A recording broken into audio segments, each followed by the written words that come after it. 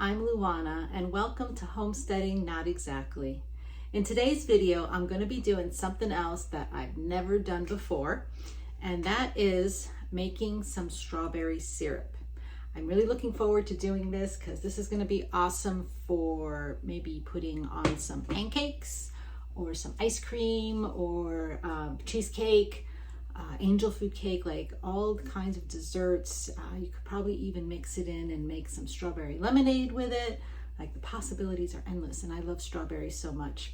So this strawberry juice came from the strawberries that I thawed out to make strawberry jam in my last video, and I saved it this time around, and that's kind of a big deal for me because I used to be the kind of person that just threw a bunch of stuff away. I'm not gonna lie. I mean, I never honestly had the idea to do things with all the different parts of fruits and vegetables and reusing leftovers, and I unfortunately am the one who throws a lot of food away, and I'm trying to do better with that. I'm trying to learn things, and I've had a lot of help with coming up with ideas, things I never thought of. So I would have never thought to make strawberry syrup out of the strawberry juice that came out of the strawberries that thawed out from the freezer.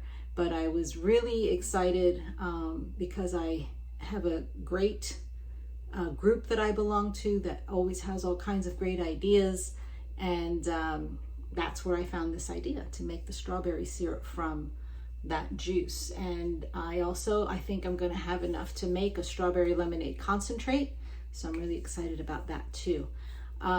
It's just such good practice to learn and think outside the box, which is my biggest problem. I'm very much inside the box, and I'm trying to expand the box, or even better yet, step out of that box and start thinking bigger and make improvements for myself, for my family. So this is one thing that I'm working on personally, is to stop wasting so much, to stop eating out as much, because I have to be honest again, I don't like to cook that much. So I'm really trying to just not even think about whether I like it or not, because I got to do it, especially because it saves us a lot of money, and it's a whole lot healthier for us when I'm making fresh foods at home. I know what's in it, no preservatives, all that stuff, and it tastes a whole lot better most of the times. Most of the times, I'm not going to say every time.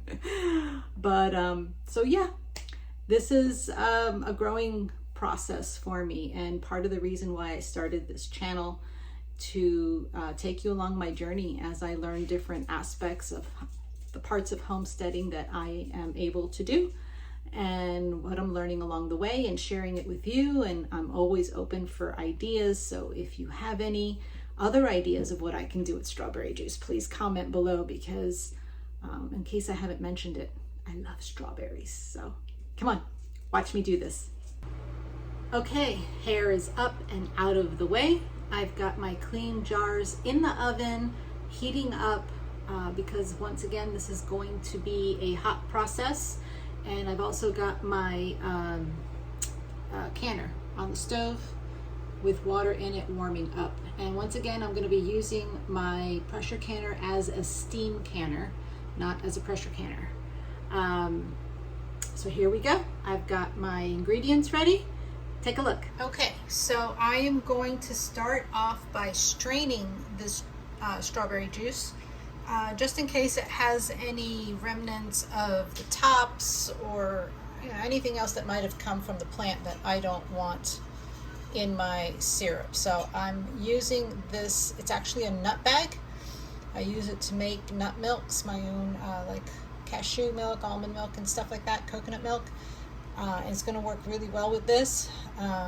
Probably going to stain it red, but that's okay. I don't mind. So here we go. And I'm using 9 cups of strawberry juice for this recipe.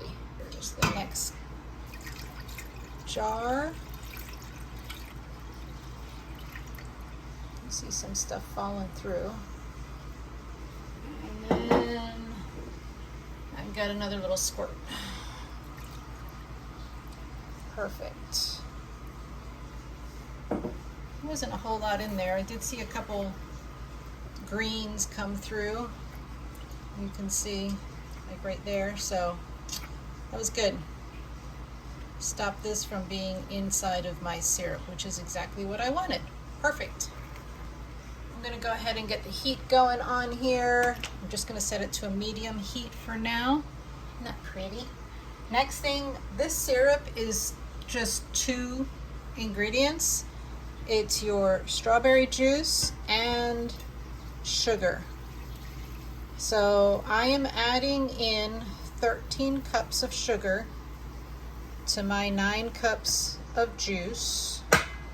Yes, I know that is a ton of sugar, but it is syrup after all, so it's kind of necessary. And here's the rest of it.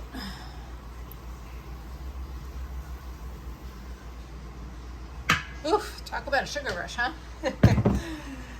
Good thing this isn't something you eat all at once. It's just a little topping to make something taste a little extra yummy. Believe me, I really try my best to stay away from high sugar content.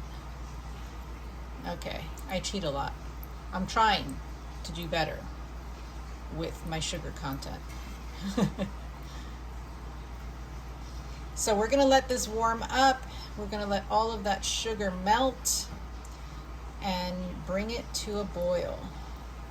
So it's been about 10 minutes. I've turned the heat up a little bit, but you can see that sugar is really starting to dissolve here. It's not so obvious as it was before. So it's getting nice and dissolved here. It should start coming to a boil not too long. I'm gonna go ahead and turn the heat up a little bit more.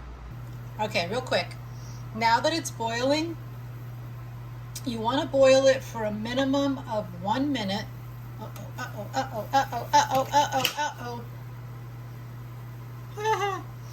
That was almost a big mess.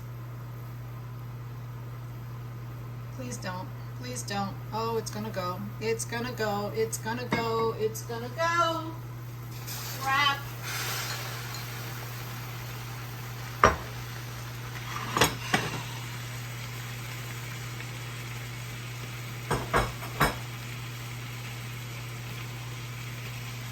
Well, isn't that lovely?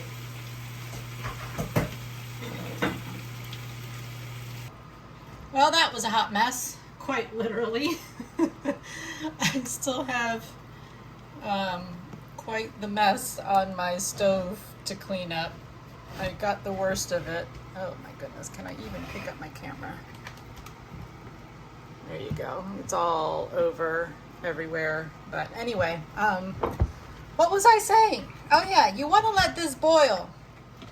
Apparently not as hard as I had it boiling. And I turned it down, believe it or not. It's the joys of these electric stovetops.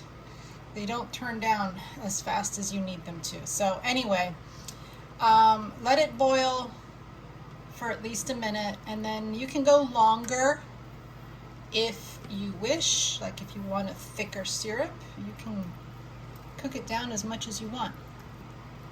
So yeah, this is just about ready. You can see how clear it's gotten. That sugar is completely dissolved. It's beautiful dark red color. Smells really good. So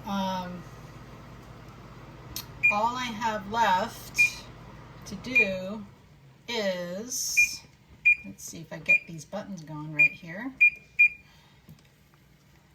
Fill my jars and get them in the canner. I'm not going to show the canning process in this video. If you want to see how that works, take a look at my strawberry jam video, and that shows you the whole process that I went through, and it's the same thing that I'm going to do with this strawberry syrup. Well, that was quite the adventure. Nothing like having a little eruption on the stove while you're learning something new. So note to self, Don't crank up the heat as high as I did, and maybe in the next time I do this, once I see it start to boil, turn it down. Turn it down fast, and be on the lookout for having to move it off the stove because I have an electric stove. So that recipe yielded me 7 pint jars that I have in the canner right now, plus a little bit extra, almost a half pint jar that I did not put in the canner, obviously. And I'm anxious to taste as soon as it cools down enough. I'm gonna see how it went. Time-wise, as far as how long I boiled mine, I let it boil for a total of about 5 minutes.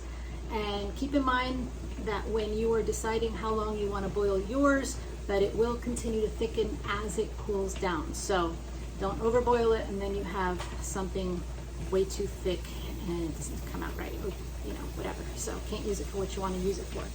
Am I missing anything else? Let's see.